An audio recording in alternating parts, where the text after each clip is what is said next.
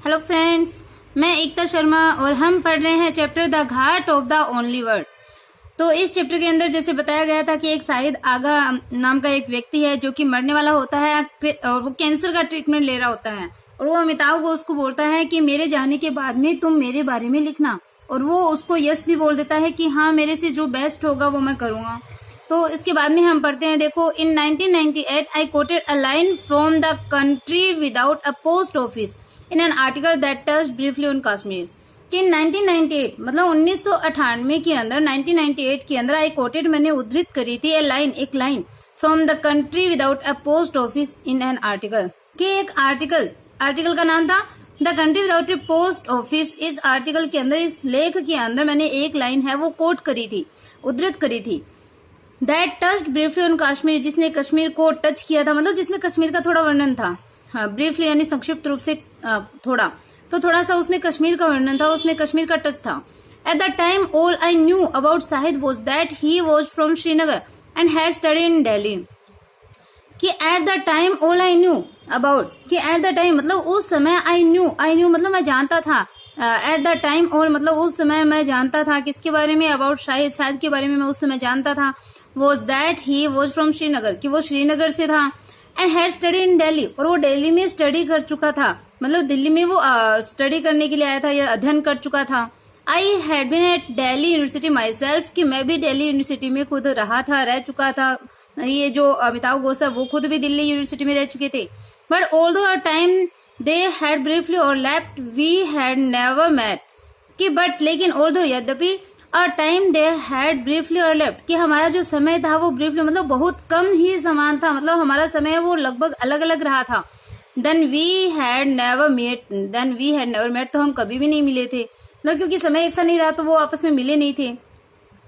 We had friends in common however and one of them put me in touch with Shahid, कि we had friends, कि हमारे जो मित्र थे, इन common however, कि हालांकि हमारे जो मित्र थे, फ्रेंड थे, वो कॉमन थे,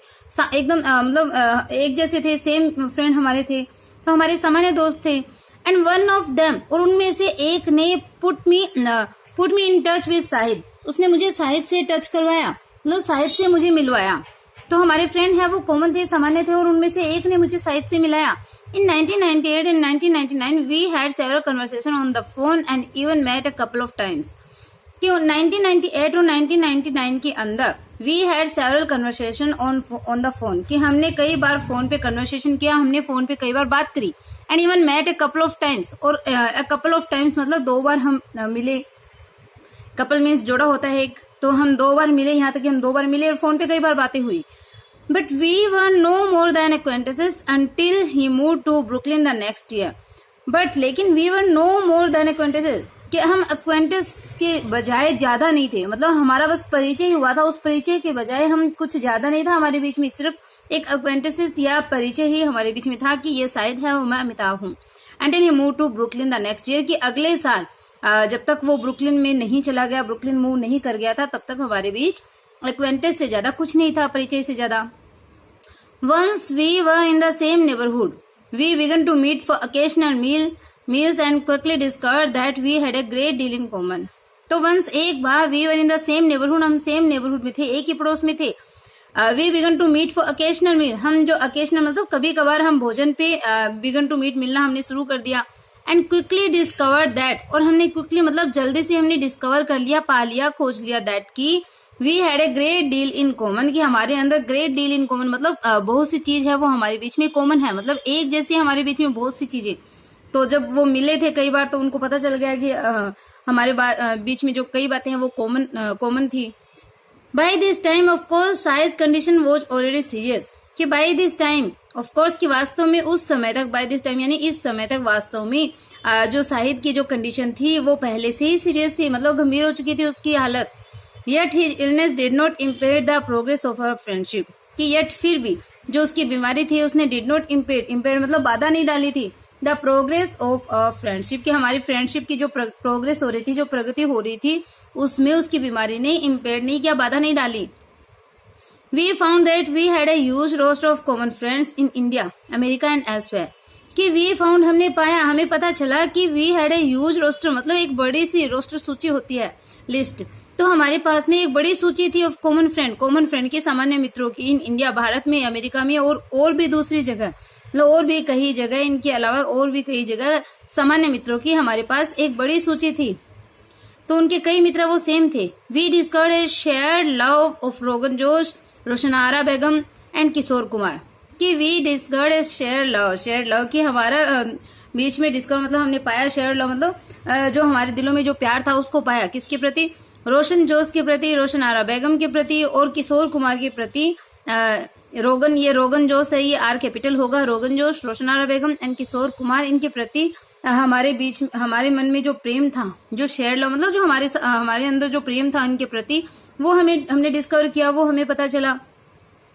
ए mutual indifference to cricket and an equal attachment to old Bombay films. तो ये म्यूचुअल इंडिफरेंस मतलब आपसी अंतर टू क्रिकेट को लेकर के उन दोनों के बीच जो आपसी इंडिफरेंस था, जो उदासीनता थी, जो मतलब क्रिकेट के प्रति जो उनमें आपस में जो लगाव नहीं था, दोनों को ही क्रिकेट से लगाव नहीं था, तो आपसी अलगाव की बात वो कर रहे हैं या फिर क्रिकेट को लेकर के वो दोनों ही है वो उदासीन थे। And an equal attachment to old Bombay films, और उनमें इक्वल अटैचमेंट था मतलब समान उनमें लगाव था, पुरानी जो मुंबई की जो फिल्म थी उनके प्रति उन दोनों को ही लगाव था। Because of side condition in the most trial exchanges had a special charge and urgency. Because of size condition के शाहिद की कंडीशन के कारण, शाहिद की कंडीशन को देखते हुए, even the most travel exchanges कि हमारी जो सबसे ट्रैवल यानी एकदम छोटी छोटी जो मुलाकातें होती थी, जो एक्सचेंजेस जो होते थे, had a special charge and urgency. उसमें स्पेशल चार्ज मतलब एक विशेष जोश है वो भरा हुआ रहता था। अर्जेंसी मतलब तत्परता भी होती थी। तो बता रहा है कि शाहिद की कंडीशन की वजह से जो हमारे छोटे से छोटे जो मुलाकात होती थी, एकदम जो ट्रैवल एक्सचेंजेस जो होते थे वो भी विशेष जोश से भरे हुए होते थे और उसमें तत्परता थी। The inescapable burdens of talking about food and half forgotten figures from the past with a man who knew himself to be dying was multiplied in this instance by the knowledge that this man was also a poet who had achieved greatness, perhaps the only such that I shall ever know as a friend। तो देखो the inescapable पोइगनेंस, तो जो पोइगनेंस मतलब होती है एक जो मरम स्पर्शी। इनएस्केपेबल यानी जिससे बचा नहीं जा सकता है, तो मरम स्पर्शी यानी दुख दर्द से भरे हुए भी हम इसको बोल सकते हैं। तो the inescapable poems of talking about food and half forgotten figures from the past. तो मतलब पास्ट की मतलब भूतकाल की एक विद ए मैन मतलब एक आदमी के साथ में, यहां से स्टार्ट करेंगे विद ए मैन मतलब एक आदमी के साथ में, हु न्यू हिमसेल्फ जो कि अपने आप को मरने वाला जानता था, मतलब एक आदमी के साथ जो ये जानता था कि वो मरने वाला है, तो उसके साथ भोजन को लेकर के, और जो हाफ फॉरगॉटन जो फिगर है मतलब आधी अधूरी जो उसकी यादें हैं, उन यादों से कभी भी नए बचने वाले जो दुख दर्द है, जो उसकी मर्म स्पर्शी जो बातें हैं, तो वो क्या है, वो वाज मल्टीप्लाइड मतलब वो बढ़ने लगे। मल्टीप्लाई करने से जैसे संख्या बढ़ती है, तो वैसे ही बोलते हैं कि वो सारी चीजें हैं वो उन यादों से निकल करके वो जो वो बढ़ने लग गई थी, वो सारी बातें हैं जो टॉकिंग है वो सारी मल्टीप्लाई होने लग गई थी, मतलब वो बढ़ती रहती थी। तो देखो इसमें बताया है कि एक आदमी के साथ जो कि जो जानता था कि वो मरने वाला था, तो वो भोजन को लेकर के about food and half forgotten figures मतलब उसको भोजन और जो आधी भूली हुई जो यादें थी उन यादों से, तो एक आदमी के साथ जो ये जानता था कि वो मरने वाला था, तो पास्ट में उसको भूतकाल में जो भोजन और आधी भूली हुई यादों से निकले हुए व्यक्तियों के साथ जो कि कभी भी नए बचने योग्य, नए बचने वाली जो उनकी जो पोइनेंस मतलब जो उनकी मरण स्पर्शी या जो दुख दर्द थे, वो बातें हैं वो मल्टीप्लाइड होती थी, वो बातें लगातार बढ़ती रहती थी। इन दिस इंस्टेंस, और इस उदाहरण के अंदर, इंस्टेंस मतलब ये जो उदाहरण है, ये जो बात बताई है, ये जो हालत है, इस हालत के अंदर या इस उदाहरण के अंदर बाय द नॉलेज ये जान करके दैट की this man was also a poet, कि ये जो आदमी है वो एक पोएट भी था, एक कवि भी था, हु हैड अचीव्ड ग्रेटनेस, जिसने अचीव्ड मतलब प्राप्त की थी, ग्रेटनेस होती है महानता। तो ये जान करके उसकी हालत के बारे में ये जान करके या इस उदाहरण के अंदर ये जान करके ये जो आदमी है जो मरने वाला था, जिससे लगातार बातें बढ़ती थी, वो एक पोइट भी था।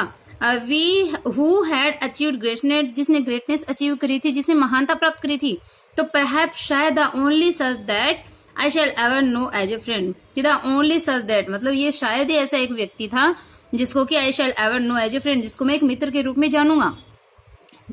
तो मतलब ये जो अमिताभ घोष है वो ये बोलते हैं कि एक ऐसा आदमी जो कि मतलब अपनी पुरानी भूली हुई बातें हैं, जो यादें हैं, और अपने जो भोजन के प्रति उसको बहुत ज्यादा लगाव था शाहिद आगा को, तो ये बता रहा है कि भोजन के बारे में अपनी आधी भूली हुई बातों के साथ में वो जो आदमी अपने दुख दर्द के होते हुए भी अपनी बातें हैं वो लगातार बढ़ाता रहता था और जोश से जो बात करता था, और जो एक कवि भी था और जिसने महानता भी प्राप्त करी थी। तो इन सब क्वालिटी के साथ में अगर एक आदमी जिसको कि मैं अपना मित्र बोलूंगा तो वो कौन था? ये वही आदमी था, ये जो आगा है शाहिद, तो वो ही ऐसा आदमी है जिसको कि मैं हमेशा मित्र के रूप में जानूंगा या अपना मित्र कहूंगा। One afternoon the writer Suketu Mehta who also lives in Brooklyn joined us for lunch, कि एक दोपहर को ये जो राइटर सुकेतु मेहता था who also lives in Brooklyn, जो कि ब्रुकलिन में रहता था, ज्वाइन अस फॉर लंच, उसने हमें लंच पे ज्वाइन किया, मतलब वो भी हमारे साथ लंच में शामिल हो गया दोपहर के भोजन में। Together we held a plan for an adda, by definition की together we held a plan, कि हमने एक प्लान बनाया, एक योजना बनाई, किसके बारे में? एन अड्डा, अड्डा के बारे में, अड्डे की योजना हमने बनाई। बाय डेफिनेशन, जिसकी अगर डेफिनेशन दें, अगर इसको परिभाषित करें तो a gathering that has no agenda, कि एक ऐसी गैदरिंग, एक ऐसा सम्मेलन जिसका कोई एजेंडा नहीं था, एजेंडा नहीं है, अदर देन कन्विवियलिटी, तो अदर देन कन्वीनियलिटी मतलब मौज मस्ती के अलावा जिसका कोई और एजेंडा नहीं है, उस गैदरिंग को अड्डा बोलते हैं। मतलब उसमें सिर्फ मौज मस्ती करी जाती है। Shahid was enthusiastic and we began to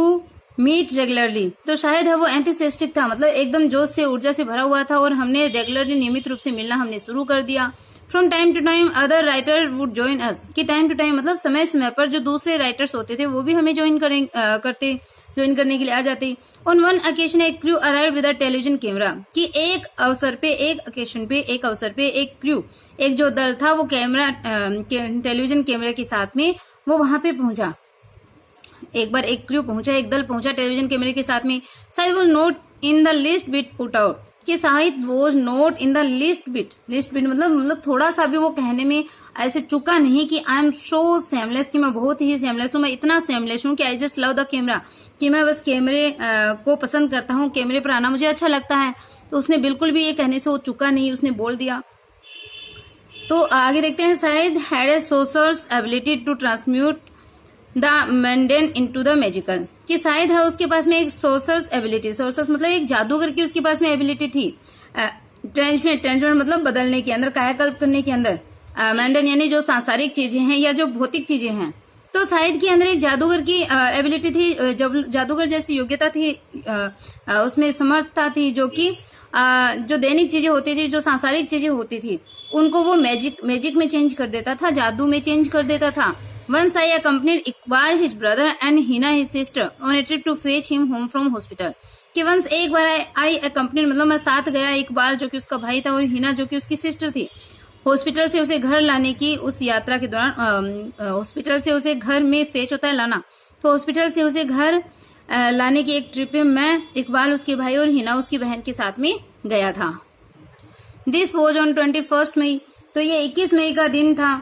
By that time he had already been through several unsuccessful operations, कि by that time उस समय तक he had already been through मतलब वो पहले से ही been through मतलब गुजर चुका था several unsuccessful operation, कि कई बार असफल ऑपरेशन से वो गुजर चुका था इस समय तक। Now he was back in hospital to undergo a surgical procedure that was intended to relieve the pressure on his brain, कि now अब he was back in hospital, वो वापस से हॉस्पिटल में था to undergo a surgical procedure, तो एक surgical मतलब एक शल्य जो प्रक्रिया होती है, प्रोसीजर यानी प्रक्रिया, और सर्जिकल यानी जो ऑपरेशन वगैरह किया जाता है, शल्य प्रक्रिया बोलते हैं उसको। तो एक बार फिर से वो शल्य प्रक्रिया से गुजरने के लिए हॉस्पिटल में था। दैट वॉज इंटेंडेड, जो की जा रही थी, टू रिलीव उसको राहत देने के लिए, the pressure on his brain, कि उसके ब्रेन पे, उसके मस्तिष्क के ऊपर जो प्रेशर था, जो दबाव था, उस दबाव को रिलीव मतलब उस दबाव से राहत पहुंचाने के इरादे से जो की जा रही थी, मतलब उसके दबाव को कम करने के लिए ये जो सर्जिकल प्रोसीजर है वो की जा रहा था। His head was shaved and the shape of the tumor was visible upon his bare scalp, कि his head was shaved, उसके जो हेड था, उसका सर था, उसकी शेविंग करी गई, मतलब उसके बाल है वो बना दिए गए, हजामत कर दी गई। And the shape of the tumour, और जो ट्यूमर का शेप था, जो आकार था, वो विजिबल वो दिखाई देने लग गया अपॉन हिज बेयर स्कैल्प, कि उसके जो बेयर स्कैल्प मतलब उसके जो बिना बालों के जो उसकी खोपड़ी थी, उसका जो सर था, उसके ऊपर ट्यूमर का जो आकार था, क्योंकि उसको ब्रेन ट्यूमर था तो ट्यूमर का आकार है वो वहां पे दिखाई देने लग गया। Its edges outline by mental structure. तो इट्स एजेस मतलब इसके जो एजेस थे, इसके जो किनारे थे, वो किनारे हैं वो आउटलाइन किए गए थे। मतलब आउटलाइन होता है मतलब उसके किनारे पे कुछ ऐसे डिजाइन से मतलब उसके आउटलाइन कर दिए थे, मतलब धागे से, क्योंकि उसका ऑपरेशन पहले से हो चुके थे, तो वहां पे टांके लगाने की वजह से वो लाइन सी बन गई थी उसके किनारों पे, उस ट्यूमर के किनारे पे। बाय मेटल स्ट्रक्चर, तो जो मेटल मतलब जो धातु होती है, और जो स्विचर मीन्स होता है देखो स्विचर मीन्स बोलेंगे हम धागे वगैरह ही हम बोल सकते हैं इसको। तो इसमें बताया गया है कि ये जो टांके लगाने की वजह से भी ये हम बोल देंगे कि ये जो आउटलाइन सी थी, मान लो ये एक ट्यूमर है यहाँ पे, और इसका अगर ऑपरेशन करने के लिए उसको निकाला गया है, तो इसके साइड में एक बार कटिंग करके यहाँ पे जैसे टांके लगाए जाते हैं, तो उस टांके को बोला गया है यहाँ पे आउटलाइन। तो देखो इट्स एजेस, इसके जो किनारे थे वो आउटलाइन किए गए थे बाय मेटल स्ट्रक्चर, मतलब धातु के टांकों के द्वारा, क्योंकि उसके टांके लगाए गए थे तो प्लास्टिक के धागे हो सकते हैं, तो उन धातु के टांकों के द्वारा उसके जो किनारे थे, उस ट्यूमर के किनारे वो आउटलाइन किए गए थे। When it was time to leave the ward, a blue uniform hospital escort arrived from with a wheelchair. कि when जब it was time to leave the ward, जब वार्ड को छोड़ने का समय था, मतलब जब वार्ड से जब उसको उस ऑपरेशन थिएटर में उसको लेके जाया जा रहा था, तो उस वार्ड को छोड़ने का जब समय था, तो ब्लू यूनिफॉर्म हॉस्पिटल एस्कॉर्ट, तो ब्लू यूनिफॉर्म को पहने हुए हॉस्पिटल का जो एस्कॉर्ट मतलब जो हॉस्पिटल के जो कर्मचारी थे या जो दल था, वो अराउंड पहुंचा विद अ व्हीलचेयर, एक व्हील चेयर को लेकर के अस्पताल का एक जो एस्कॉर्ट था या एक जो सहायक था, वो ब्लू यूनिफॉर्म पहने हुए वो आया वहां पे। शायद waved him away declaring that he was strong enough to walk out of the hospital on his own. तो शाहिद ने क्या किया, देखो Shahid waved him away, Shahid ने वेव मतलब इशारा किया हिम उसको अवे जाने का, तो जो आया था ना व्हील चेयर लेकर के, तो उसकी तरफ शाहिद ने जाने का इशारा किया, डिक्लेयरिंग ये डिक्लेयर करते हुए, ये घोषणा करते हुए दैट की ही वो स्ट्रॉन्ग इनफ, कि वो इतना स्ट्रॉन्ग है, इतना मजबूत था, to walk out of the hospital on his own, कि वो हॉस्पिटल में अपने आप वॉक कर सकता था, मतलब अपने आप से वो चल सकता था, इतनी शक्ति उसके अंदर थी कि वो खुद ही हॉस्पिटल से बाहर आ जाए। तो उसने उसको जाने का इशारा कर दिया था, और ये डिक्लेयर करते हुए इशारा किया कि उसके पास में वो इतना स्ट्रॉन्ग है कि वो खुद ही हॉस्पिटल से चलकर बाहर आ सकता था। बट ही वॉज गोगर than he had thought and his knees buckled after no more than a few steps. But लेकिन वो क्या हो गया, he was gagers, तो गगर्स मतलब जो वो मतलब इतना अपनी उस सोच के अंदर अपने वो विचार जो उसने बोला था कि वो मतलब वो चल सकता था, ये जो उसने सोचा था, तो ग्रोगियर मतलब वो इतना कमजोर, वीकनेस बोल सकते हैं कि बट लेकिन he was groggier than he had thought, जो उसने सोचा था उस सोच की बजाय वो क्या निकला, ग्रोगियर निकला, मतलब वो कमजोर निकला, वो कमजोर था, जितना उसने सोचा था उससे ज्यादा वो कमजोर था। एंड हिज नीज, और उसके जो नी मतलब उसके जो घुटने थे वो बक्कल यानी मुड़ गए, after no more than a few step, कि कुछ स्टेप्स के बाद में वो उसके जो घुटने थे वो मुड़ गए, मतलब वो कुछ ही कदम चल पाया था, उस कुछ कदम चलने के बाद में उसके पैर मुड़ गए और नहीं चल पाया आगे वो। Iqbal went running off to bring back the wheelchair while the rest of us stood in the corridor holding him upright. तो बाद में देखो क्या हुआ, इकबाल जो कि उसका भाई था, went running off to bring back, कि वेंट वो गया रनिंग ऑफ भागते हुए, टू ब्रिंग बैक वापस लाने के लिए द व्हील चेयर, की व्हील चेयर को वापस लाने के लिए वो दौड़ता हुआ गया उसका भाई इकबाल। वाइल जबकि द रेस्ट ऑफ अस, हम जो बाकी लोग थे वो कॉरिडोर में खड़े थे। कॉरिडोर में क्या करने के लिए, क्या करके खड़े थे, कॉरिडोर मतलब होता है गलियारा, तो गलियारे में खड़े थे। होल्डिंग हिम अपराइट, उसको ऊपर ऐसे पकड़े हुए, मतलब वो तो खड़ा था, उससे उसके घुटने मुर्गे आगे चला नहीं जा रहा था, तो उसको पकड़े हुए वहां पे जहां से उसको चला नहीं जा रहा था, तो उसे वहां पे पकड़कर उठाए हुए कॉरिडोर के अंदर हम बाकी लोग खड़े थे। At that moment leaning against the chairless hospital wall a kind of fracture descended on Shahid. देखो ऐसी हालत में भी एट दैट मोमेंट, कि उस क्षण leaning against the chairless hospital wall, की जो चेयरलेस मतलब जो नीरस सी बिना किसी खुशी की जो हॉस्पिटल की दीवार थी उसके सहारे झुके हुए, उस क्षण अ काइंड ऑफ रैप्चर, रैप्चर मतलब जो हैप्पीनेस होती है, कि एक प्रकार की जो खुशी थी वो शाहिद के फेस के ऊपर डिसेंड मतलब शाहिद के ऊपर आई, जो खुशी थी वो शाहिद के ऊपर वहां पे झलकी। तो उस चेयरलेस हॉस्पिटल दीवार से झुके हुए भी उसके अंदर खुशी है वो निकल रही है वहां पे भी, ऐसी हालत में भी। When the hospital orderly returned with the wheelchair, Syed gave him a beaming smile and asked where he was from. तो when the hospital orderly, जब हॉस्पिटल का जो orderly मतलब जो कर्मचारी, जो सर्वेंट था, तो जब हॉस्पिटल का कर्मचारी रिटर्न लौटा विद द व्हील चेयर, तो जब हॉस्पिटल का कर्मचारी व्हील चेयर के साथ में लौटा, Shahid gave him a beaming smile, तो शाहिद ने उसको बीमिंग स्माइल, मतलब एकदम बीमिंग यानी भरता हुआ स्माइल से, मुस्कुराहट से भरता हुआ मुस्कुराहट दी उसने, एक भरी हुई मुस्कुराहट दी, एक खुल करके वो मुस्कुराया, ये बोल सकते हैं। Asked where he was from, asked और पूछा कि वेयर ही वॉज फ्रॉम, वो कहाँ से था, वो कहाँ रहने वाला था, ऐसा उससे पूछा। तो उसने बोला कि इक्वेडोर। इक्वेडोर अपनी जगह का नाम बताया। द मैन सेड, उस आदमी ने कहा Ecuador. And Shahid clapped his hand gleefully together, और शाहिद उसने क्लैप्ड मतलब ताली बजाई हिज हैंड्स अपने हाथों से, ग्लीफुली खुशी के साथ, टुगेदर साथ करके। तो शाहिद ने खुशी पूर्वक अपने दोनों हाथों को मिला करके ताली बजाई, और वो उसने बोला कि स्पेनिश, क्योंकि ये जो इक्वेडोर है वो स्पेनिश में है। ही क्राइड, वो चीखा ऊंची आवाज में, at the top of his voice, की अपनी ऊंची आवाज के साथ में वो बोला कि Spanish, I always wanted to learn Spanish, कि मैं हमेशा से स्पेनिश चाहता था, स्पेनिश लर्न करना, स्पेनिश सीखना मैं चाहता था। जस्ट टू रीड लोरका, केवल लोरका को पढ़ने के लिए, क्योंकि ये खुद क्या है, पोइट है, ये खुद राइटर, लिखता भी है। ये जो शाहिद था, तो वो लोरका कौन है, एक पोइट और एक ड्रामेटिस्ट है, मतलब वो भी कविताएं लिखता था लोरका, और वो एक ड्रामेटिस्ट भी है। तो उसकी जो लिखी हुई रचनाएं हैं उनको पढ़ने के लिए ये बोलता है शाहिद कि मैं भी इसको सीखना चाहता था, स्पेनिश को। शाहिद ग्रेगेरियसनेस हैड नो लिमिट, कि शाहिद की जो ग्रेगेरियसनेस होती है मिलनसारिता, कि शाहिद की जो मिलनसारिता थी उसकी कोई लिमिट नहीं थी। There was never an evening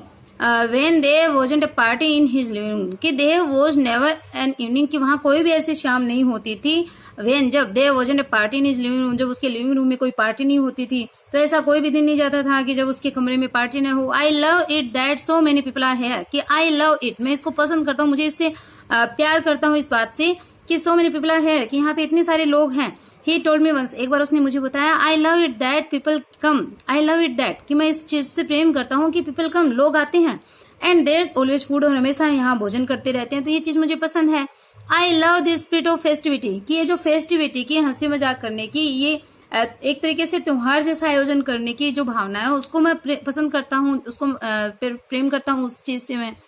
it means that I don't have time to be depressed, कि इट मीन्स इसका मतलब होता है कि आई डोंट हैव टाइम, मेरे पास समय नहीं है, टू बी डिप्रेस मतलब डिप्रेस होने का, मुझे निराश होने का मेरे पास टाइम नहीं है, क्योंकि ये सारी चीजें मैं करता रहता हूँ, इन सब चीजों के लिए मेरे पास टाइम है, इन सबको मैं पसंद करता हूँ। His apartment was a spacious and air split level on the 7th floor of A newly renovated building, कि एक नई रिनोवेट की गई, एक नई मरम्मत की गई जो इमारत है उसके 7th फ्लोर के ऊपर, 7वीं मंजिल के ऊपर उसका एक स्पेसियस मतलब खुला हुआ सा, और एयर स्प्लिट लेवल मतलब एक हवादार कमरा उसका था। There was a cavernous study on the top floor, और उस टॉप फ्लोर के ऊपर, उसके मतलब सबसे ऊपर की जो मंजिल थी उसके ऊपर एक कैवर्नस मतलब गुफा जैसा दिखने वाला एक स्टडी मतलब स्टडी रूम था, एक अध्ययन कक्ष था, गुफा जैसा दिखने वाला, गुफा जैसा था वहां पे। ए वाइट टेरेस, और एक वाइट टेरेस मतलब एक खुला टेरेस था, खुली छत थी। That provided A magnificent view of the Manhattan skyline across the East river, कि ईस्ट रिवर के पार एक खुली हुई छत थी, वो प्रोवाइड करवाती थी एक शानदार जो व्यू था, दृश्य था, वो प्रदान करवाती थी मैनहट्टन स्काईलाइन का, अक्रॉस द ईस्ट रिवर, कि ईस्ट रिवर के पार यानी पूर्वी नदी के पार उस मैनहट्टन स्काईलाइन का एक शानदार जो दृश्य है वो छत से देखा जा सकता था, या वो प्रदान करती थी। Shahid loved this view of the Brooklyn waterfront sleeping, कि शाहिद है वो प्रेम करता था उस व्यू से, उस दृश्य से। ब्रुकलिन का जो वाटर फ्रंट स्लीपिंग मतलब फिसलना, और वाटर फ्रंट मतलब जो तटीय नगर भाग है वहां से पानी का फिसलना, वो उस व्यू को वो पसंद करता था, like a ghat into the East River. तो under the glittering light of Manhattan, तो देखो under the glittering lights of Manhattan, की मैनहट्टन की जो ग्लिटरिंग मतलब चमकती हुई प्रकाशित जो रोशनी थी, उस रोशनी के नीचे एक घाट के समान ईस्ट रिवर के अंदर मतलब पूर्वी जो नदी है उस पूर्वी नदी के अंदर एक घाट के समान उस वाटर फ्रंट को यानी उस तटीय नगरीय भाग के फिसलन को जो शाहिद है वो पसंद करता था, इस व्यू को देखना वो पसंद करता था। The journey from the foyer of Shahid building to his door was a voyage between continents, कि द जर्नी, ये जो जर्नी थी, ये जो यात्रा थी, the foyer of Shahid building to his door, the foyer मतलब जो लॉबी होती थी, तो शाहिद की बिल्डिंग की जो लॉबी थी उस लॉबी से टू हिज डोर मतलब उसके दरवाजे तक जाने की, लॉबी शाहिद की बिल्डिंग की लॉबी से दरवाजे तक जाने की जो यात्रा थी वो क्या थी, वॉज ए वॉयज मतलब वो एक वॉयज के समान थी, एक ऐसी सफर के समान, ऐसी यात्रा के समान था जो कि क्या था, बिटवीन कॉन्टिनेंट, एक दो कॉन्टिनेंट के बीच में मतलब दो महाद्वीपों के बीच में सफर जैसा, यात्रा जैसा उस शाहिद की बिल्डिंग के लॉबी से दरवाजे तक जाने की यात्रा थी। मतलब ऐसा लगता था कि कोई सफर हो रहा हो, कोई समुद्री यात्रा बोल सकते हैं, क्योंकि महाद्वीप के बीच में समुद्री यात्रा होती है, तो समुद्री यात्रा जैसा था। On the way up the rich fragrance of rogan जोश एंड हाक would InvIT the door grey interior of the elevator. कि ऑन द वे अप मतलब उस रास्ते के अंदर, जब ऊपर जाते समय जो रास्ता था, द वे अप मतलब ऊपर जाने के रास्ते में जो रिच फ्रेग्रेंस ऑफ रोगन जोश और हाक ये जो व्यंजन है, दो टाइप के ये खाना खाने की चीजें हैं, ये रोगन जोश और हाक। तो रोगन जोश और हाक की जो फ्रेग्रेंस थी, जो रिच फ्रेग्रेंस मतलब जो तीखी सुगंध थी, स्मेल थी, खुशबू थी, वुड इन्वेट द डुअर, वो इन्वेट मतलब आक्रमण करती थी। डुअर मतलब जो सुहावना नहीं हो, जो असुहावनी चीजें हो, जो बुरी चीजें हो, उस पर आक्रमण करती थी। तो ऊपर जाते समय रास्ते के अंदर जो रोगन जोश और हाक की जो तीखी स्मेल थी, जो खुशबू थी, वो असुहावनी चीजों पे आक्रमण करती थी। करेगी, इन्वेट होता आक्रमण करना, मतलब उन बुरी चीजों को हटाती थी। वो मतलब एकदम भर जाती थी, मतलब पूरे घर को उसकी खुशबू वो भर जाती थी, और जो असुहावनी चीजें थी उस पर वो आक्रमण करती थी, उनको हटा देती थी। Grey interior of the elevator, grey interior of the elevator होता है एक स्वचालित सीढ़ी। ग्रे इंटीरियर, तो ग्रे इंटीरियर मतलब जो एक तरीके से जो निर्माण किया गया होता है उसको बोलते हैं। एलिवेटर तो होता ही है स्वचालित एक सीढ़ी, तो वो इसमें बोलते हैं कि स्वचालित सीढ़ी के उस भाग के अंदर जो ग्रे इंटीरियर मतलब जो भूरा इंटीरियर मतलब जो उसका घर निर्माण जो जिस टाइप से किया गया था, और उस स्वचालित सीढ़ी के भाग तक ये जो रोगन जोश और हाक की जो तीखी स्मेल है वो वहां तक भर जाती थी, मतलब हर एक जगह को वो कवर कर लेती थी वो खुशबू उस भोजन की। Against the background of the songs and voices that were always echoing out of his apartment, even the ringing of the doorbell had an oddly musical sound. तो देखो, against the background of the songs and voice, कि जो गाने और जो voice मतलब जो आवाज आती थी, तो उसके बैकग्राउंड में, तो उसके बैकग्राउंड के अंदर that were always echoing out of his apartment, कि उसके अपार्टमेंट उसके कमरे के अंदर इकोइंग मतलब हमेशा गूंजने वाले जो आवाज और जो गीत होते थे, उनके बीच में एक दैट रिंगिंग द डोरबेल, वहां पे एक डोर है वो रिंगिंग करती रहती थी, आवाज करती रहती थी, had an oddly musical sound, कि एक विचित्र म्यूजिकल साउंड के साथ में जो डोरबेल है वो भी रिंगिंग करती थी, मतलब उसकी आवाज भी निकलती थी। कहाँ पे? उसके अपार्टमेंट के अंदर गूंजने वाली, प्रतिध्वनि करने वाली, हमेशा प्रतिध्वनि करने वाली जो आवाज और गाने, उसके बैकग्राउंड में उसकी जो डोरबेल थी वो भी रिंगिंग करती थी एक विचित्र म्यूजिकल साउंड के साथ में। तो सडनली अचानक से शायद वुड अपीयर, शायद है वो वहां पे अपीयर होता, वहां पे प्रकट होता, फ्लिंगिंग ओपन द डोर, तो जो ओपन डोर था मतलब जो खुला हुआ दरवाजा था, उसमें फ्लिंगिंग मतलब एकदम से उसको खोलते हुए वहां पे वो शायद है वो भी एंटर करता, releasing a great cloud of हींग इनटू द फ्रोस्टी न्यूयॉर्क एयर। फ्रोस्टी मतलब उस ठंड भरे ओस वाली न्यूयॉर्क की हवा के अंदर हींग का एक ग्रेट क्लाउड के साथ, क्लाउड मतलब बादल, लेकिन हींग की खुशबू की बात आ रही है कि हींग की खुशबू के साथ में हींग की खुशबू को रिलीज करते हुए वहां पे फैलाते हुए वो डोर को फ्लिंगिंग करता, मतलब डोर को वो थपथपाता, डोर को खोल करके वो आ जाता, जिसे हींग की खुशबू वहां पे फैल जाती। ओ अरे how nice he would cry, वो बोलता कि हाउ नाइस मतलब कितना अच्छा। क्लैपिंग हिज हैंड्स, वो अपने हाथों को क्लैप करता, हाउ नाइस कि कितना अच्छा है, that you have come to see your little Muslim, कि ये कितना अच्छा है कि तुम एक अपने जो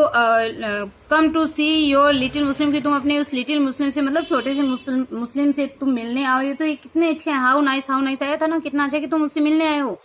invariably there would be some half dozen और मोर पीपल गैदर इनसाइड, कि there would be some half मतलब कुछ आधा दर्जन या फिर उससे भी अधिक लोग वहां पे अंदर है वो गैदर होते, इकट्ठा हो जाते थे। और कौन कौन लोग थे? वो पोइट्स थे, कवि, स्टूडेंट्स यानी विद्यार्थी, राइटर्स, लेखक, रिलेटिव यानी और जो संबंधी थे, तो वो वहां पे इकट्ठा हो जाते थे। And in the kitchen someone would always be cooking, और किचन के अंदर कोई हमेशा कुकिंग करता रहता, एंड मेकिंग टी, चाय बना रहा होता था। Almost to the very end, even as his life was being consumed by his disease, he was the centre of a perpetual carnival and endless smell of talk, laughter, food and of course poetry. तो almost of the very end, कि लगभग एकदम अंत के अंदर, एकदम आखिरी वक्त के अंदर, even as his life was being consumed by his disease, कि इवन यहाँ तक कि जब उसका जीवन, एज हिज लाइफ जो उसका जीवन था, वॉज बीइंग कंज्यूम्ड जिसको खा लिया गया था, बाय हिज डिजीज, कि लगभग जो उसके जीवन को बीमारी के द्वारा खा लिया गया था। तो उस आखिरी वक्त तक ही was the centre of perpetual carnival, वो सेंटर मतलब केंद्र होता था किस चीज का? उस परपेचुअल, उस लगातार उस कार्निवल का, उस उत्सव का, उस एक तरीके से जो मौज मस्ती होती थी उसका वो सेंटर होता था, केंद्र होता था। An endless Mela of talk, कभी भी खत्म नहीं होने वाला एक मेला, बातचीत करने का मेला, लाफ्टर हंसी का मेला, भोजन का, और ऑफ कोर्स पोइट्री, और वास्तव में पोइट्री का मेला जो कि एंडलेस होता था, कभी भी खत्म नहीं होने वाला होता था। No matter how many people there were, कि इससे कोई फर्क नहीं पड़ता कि कितने लोग वहां पे थे। शायद वो नेवर सो डिस्ट्रैक्टेड, की शायद है वो कभी भी डिस्ट्रैक्ट नहीं होता, उसका ध्यान कभी भी भंग नहीं होता था।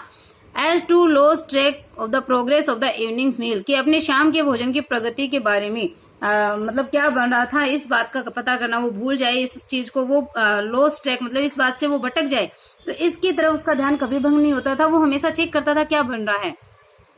From time to time he would interrupt himself to shout direction to whoever was in the kitchen, कि फ्रॉम टाइम टू टाइम मतलब समय समय पर ही वुड इंटरप्ट, वो इंटरप्ट करता, वो बाधा डालता, हिमसेल्फ खुद ही, to shout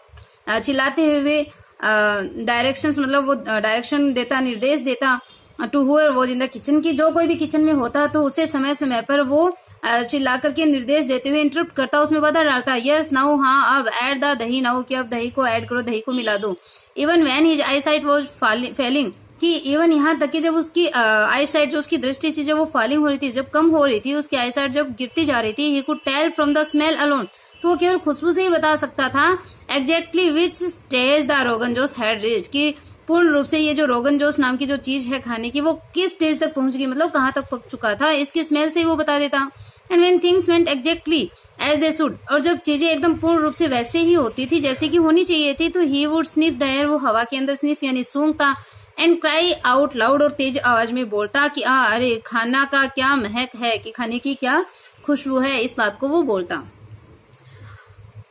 Shahid was legendary for his प्राउस in the kitchen, कि शाहिद वॉज लेजेंडरी मतलब शाहिद है वो बहुत प्रसिद्ध था अपनी जो किचन को लेकर के, जो उसके अंदर प्राउस मतलब जो किचन को लेकर के जो उसका हुनर था, जो कौशल था, जो उसके अंदर जो मतलब एक हुनर टाइप जो चीज थी किचन को लेकर के, उसके लिए वो प्रसिद्ध था। फ्रिक्वेंटली स्पेंडिंग डेज और the planning and preparation of A dinner party, frequently लगातार वो कई दिन है वो स्पेंड करता था प्लानिंग योजना बनाने में, प्रिपरेशन तैयार करने में, ए dinner party,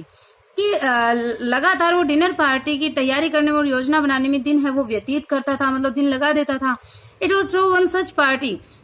given while he was in Arizona, कि इट वॉज थ्रू मतलब ये कुछ समय की बात है जब एरिजोना के अंदर, ही वॉज इन एरिजोना, की जब वो एरिजोना में था, तो एक ऐसी ही पार्टी, इस प्रकार की जो पार्टी थी उसके दौरान, that he met James Merrill, जब वो जेम्स मेरिल से मिला था, the poet who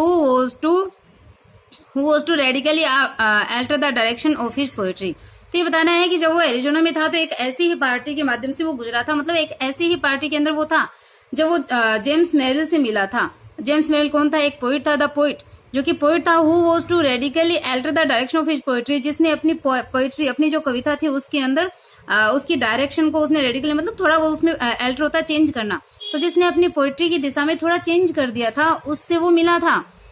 James Merrill से। It was after this encounter, कि उस एनकाउंटर के बाद में मतलब उस मुलाकात के बाद में he that he began to experiment with strict metrical pattern and verse form. तो ही बिगन उसने भी शुरू कर दिए थे एक्सपेरिमेंट करने, प्रयोग करने शुरू कर दिए विद स्ट्रिक्ट मतलब एकदम सख्त मेट्रिकल पैटर्न मतलब छंदबद्ध जो पैटर्न होते हैं तरीके, एंड वर्स फॉर्म और जो कविता की जो फॉर्म थी उसमें उसने एक्सपेरिमेंट करने शुरू कर दिया, मतलब उसने भी अपनी कविताओं के अंदर बदलाव लाने शुरू कर दिए।